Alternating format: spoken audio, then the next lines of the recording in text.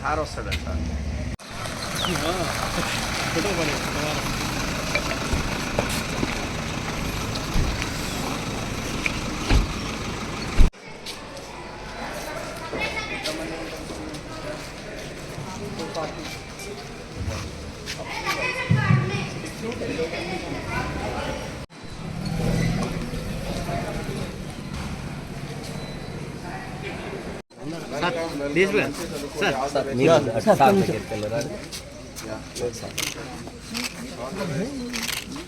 రండి మీరు రండి.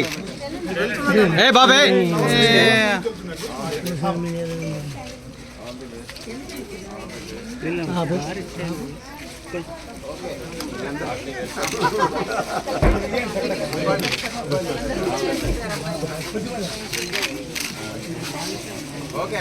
ఎడగలేదు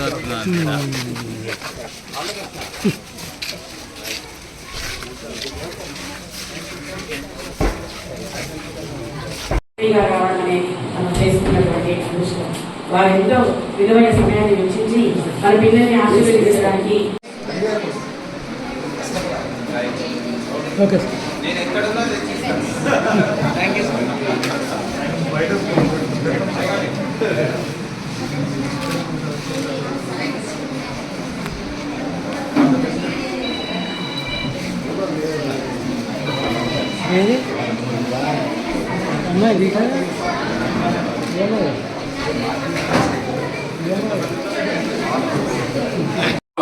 ఉపాధ్యాయునిగా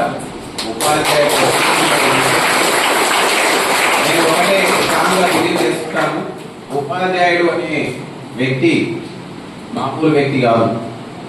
మనకు అమ్మా నాన్నలు ప్రత్యక్ష దైవాలైతే ఉపాధ్యాయుడు దేవుడిచ్చినటువంటి వరం. సో మనలో ఉన్నటువంటి చెడును ప్రాలదోరి మనలో మంచిని నింపి మన ఉజ్వల భవిష్యత్తుకి మార్గం చూపేవాడే ఉపాధ్యాయుడు. అంత మంచి గొప్ప వ్యక్తిని మనం అనునిత్యం కలుసుకోవడానికి అవకాశం ఇచ్చే దేవాలయమే విద్యాలయం. సో ఈ విద్యాలయం ఏ రోజు కూడా మిస్ కావద్దు మీరు. ఎందుకంటే మనం ప్రతిరోజు కూడా మనం దేవుడిలోకి వచ్చేటువంటి ఉపాధ్యాయుని మనం రోజు ఆయన చెప్పే సన్మార్గం, సత్మార్గం, మంచి బోధన మనం మన మనసు నిండా నింపుకోవాలంటే మనం ఎవ్రీడే స్కూల్కు రావాలి. నేను కూడా గతంలో ఉపాధ్యాయునిగా నా జీవితాన్ని, గవర్నమెంట్ జీవితాన్ని ప్రారంభించాను దాదాపు 24 సంవత్సరాల క్రితం. దాదాపు 1998లో నేను మీ మాదిరిగా ఒక విద్యార్థిని. 1998లో మీ మాదిరి ఒక చిన్న మారుమూల గ్రామీణ జెడ్పీహెచ్ఎస్ పాఠశాలలో 10వ తరగతి మీ మాదిరిగానే ఈ విధంగానే కూర్చొని మీ యొక్క ఉపాధ్యాయులు చెప్పే విధంగా నేను ఒక నిత్య విద్యార్థిగా ఉంటూ గవర్నమెంట్ పాఠశాలలో చదువుకొని, గవర్నమెంట్ కాలేజీలో చదువుకొని ఒక ఉపాధ్యాయునిగా సెలెక్ట్ అయ్యి ఎంతో మందికి సేవలు అందించి ఎంతో మంది విద్యార్థులను తీర్చిదిద్ది నేను అప్పుడు అనుకునేవాడిని, సమాజాన్ని మంచి బాటలో నిర్మించేటువంటి వృత్తి ఉపాధ్యాయ వృత్తి. ఆ వృత్తి ఎంతో విలువైనది, స్ఫూర్తిదాయకమైనది, గౌరవప్రదమైనది, అందులో డౌట్ లేదు. ఆ వృత్తిని నేను అనుకునేవాడిని పిల్లల యొక్క, సమాజం యొక్క క్రమశిక్షణని నేర్పించేటువంటి బాధ్యత నాకు దేవుడిచ్చింది అనుకున్నాను. ఆ తర్వాత మళ్ళీ అక్కడతోటి ఆగకుండా చదువుకొని మళ్ళీ పోలీస్ వృత్తిలోకి రావడం జరిగింది. డిఎస్పీగా సెలెక్ట్ అయ్యి ఈరోజు ఐపీఎస్గా మీ అందరి ముందు ఒక గ్రామీణ ఇలాంటి పాఠశాలలో చదివినటువంటి ఒక విద్యార్థిని మీ ముందు ఒక ఐపీఎస్ ఆఫీసర్గా నిలబడి నాకు ప్రసాదించినటువంటి వరంగా ఎప్పుడు భావిస్తుంటాను. ఈ రోజు కూడా నేను ఏమనుకుంటానంటే ఇది కూడా ఉపాధ్యాయ వృత్తిగానే భావిస్తుంటాను, ఈ పోలీస్ డిపార్ట్మెంట్ కూడా. కాకపోతే ఉపాధ్యాయ వృత్తి 4 గోడల మధ్యలో ఉన్నటువంటి విద్యార్థులను తీర్చిదిద్దితే నేను ఈ పోలీస్ డిపార్ట్మెంట్లో ఉన్నటువంటి ఈ ఉపాధ్యాయుడు సమాజంలో ఉన్నటువంటి పౌరులను సన్మార్గంలో చట్టాన్ని ఉపయోగించి, లాని ఉపయోగించి మంచి మార్గంలో పెట్టడానికి నాకు ఇచ్చినటువంటి వరంగా నేను భావిస్తుంటాను. ఎందుకంటే మనకు పాఠశాలలో విద్యాబుద్ధులు నేర్పేవాళ్ళు, క్రమశిక్షణ నేర్పేవాళ్ళు, ఉపాధ్యాయుడు వాళ్ళు ఏ అయినా మంచి అయినా చెడైనా మనకు ఒకటి చెప్పడానికి ముందుకు ఆల్వేస్ ముందుకు వస్తూ ఉంటారు. అదేవిధంగా పోలీస్ కూడా ఈరోజు మనం జిల్లా వ్యాప్తంగా పోలీస్ ప్రజా భరోసా అనేటువంటి కార్యక్రమం పెట్టినాం. ప్రతి గ్రామాల్లో ప్రతి బుధవారం నాడు విలేజ్లు తిరిగి మీలాంటి పిల్లలే కాదు పెద్దలు యువకులు అందరికీ కూడా సన్మార్గంలో నడవండి, దేవుడిచ్చినటువంటి ఈ జీవితాన్ని కష్టపడడానికి ఉపయోగించండి, మంచి పేరు తీసుకురావడానికి ఉపయోగించండి, మీరు భవిష్యత్తులో ఉన్నతులుగా ఎదగండి, సమాజాన్ని ఉన్నత స్థాయికి తీసుకెళ్ళండి. ఈరోజు రాష్ట్ర ప్రభుత్వం చూడండి ఎన్ని అవకాశాలు కల్పించింది మీకు. ఇప్పుడు ఇంతకుముందుకు మీ యొక్క ఉపాధ్యాయుడు నాకు చెప్తుండే, మేము చదువుకున్నప్పుడు కనీసం మనకు డైరీ వేసుకోవడానికి కూడా దుస్తులు లేనటువంటి సమయం, అది పుస్తకాలు కొనుక్కోవడానికి డబ్బులు లేనటువంటి సమయం, నోట్ బుక్లు కొనుక్కోవడానికి డబ్బులు లేవు, ఎవ్రీడే పుష్టికరమైన భోజనం లేదు. కానీ ఈ రోజు చూడండి గవర్నమెంట్ ఇప్పుడే మధ్యాహ్న భోజనం, హై స్కూల్ వరకు మధ్యాహ్న భోజనం, 3 ఎగ్గులంట, రాగి జావా, పౌష్టికాహారం, అండ్ అదేవిధంగా పుస్తకాలు, స్కూల్ యూనిఫాము, ఇవన్నీ గతంలో 20-30 సంవత్సరాల క్రితం పోతే లేవు. మరి మీరు ఎంత అదృష్టవంతులు. ఈరోజు మీ అందరికీ నేను చెప్పేది ఏంటంటే పాఠశాలలో విద్యార్థులు అందరూ కూడా ఉపాధ్యాయులు చెప్పే బోధనలు, మీకు ఈ పుస్తకాల్లో ఉన్నటువంటి విషయాలు, వీటిని చాలా క్రమబద్ధంగా చదువుకుంటూ నాలెడ్జ్ను డెవలప్మెంట్ చేసుకుంటే, ఒక ఆయన అన్నాడు web, knowledge is a power. Knowledge అనేది ఒక ఆయుధం లాంటిది, దాన్ని ఏ విధంగా ఉపయోగిస్తాము అనేది అది మీ చేతుల్లోనే ఉంది. మనం ఈరోజు ఒక క్షణం, ఒక గంట, ఒక రోజు గడిపినమా, లేజీగా గడిపినమంటే అది మనకు రాదు.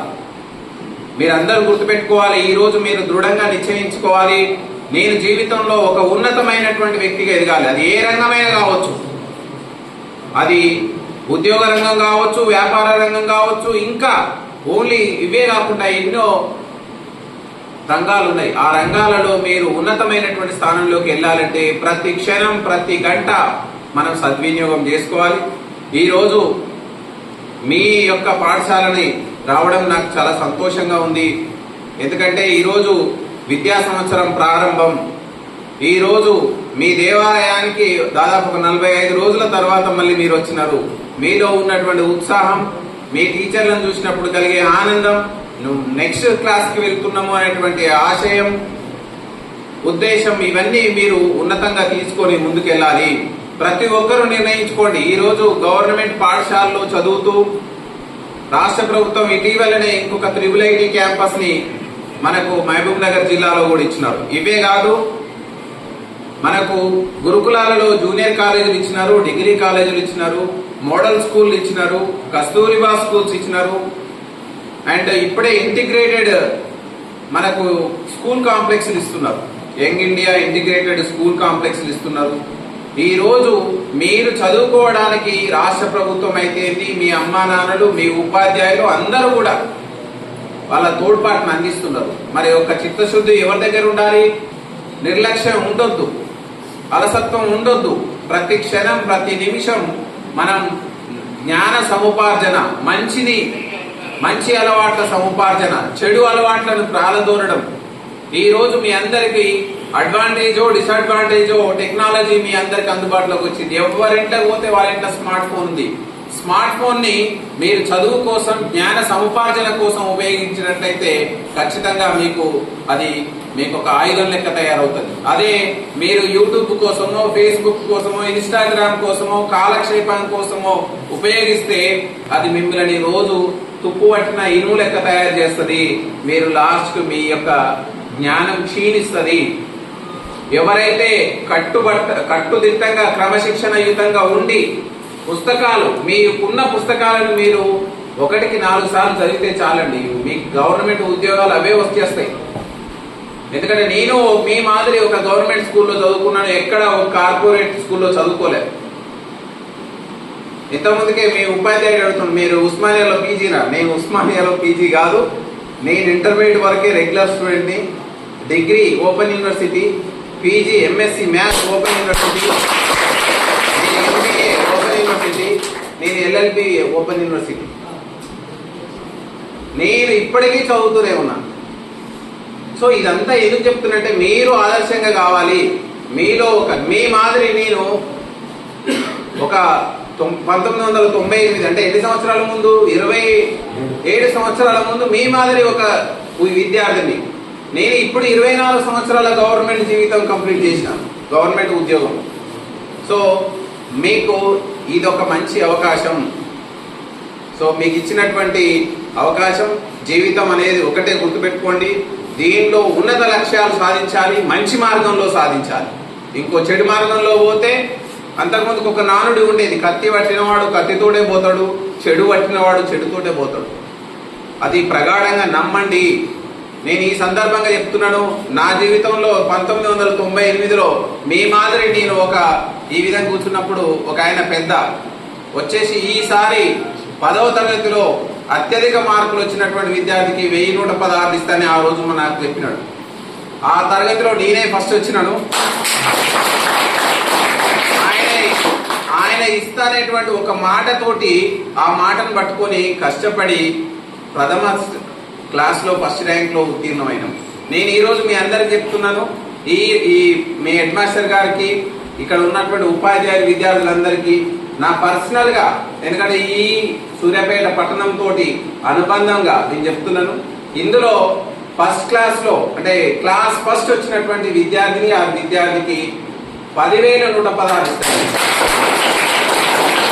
సెకండ్ వచ్చినటువంటి విద్యార్థికి 5,116 ఇస్తాను. మరి నా ప్రైజ్ పొందేదెవరు, నేను ఇచ్చేటువంటి తీసుకునేది ఎవరో మీరు నిర్ణయించుకోండి. ఆహర్నిశలు కష్టపడండి, ఉన్నతమైనటువంటి లక్ష్యాన్ని ఎంచుకోండి. అబ్దుల్ కలాం అనేవాడు, విద్యార్థుల జీవితం చాలా ఆదర్శవంతం. ఎవరైతే ఉన్నత లక్ష్యాలను ఏర్పాటు చేసుకొని ఉన్నత లక్ష్యాల కోసం అనునిత్యం కష్టపడుతూ నిద్రలేని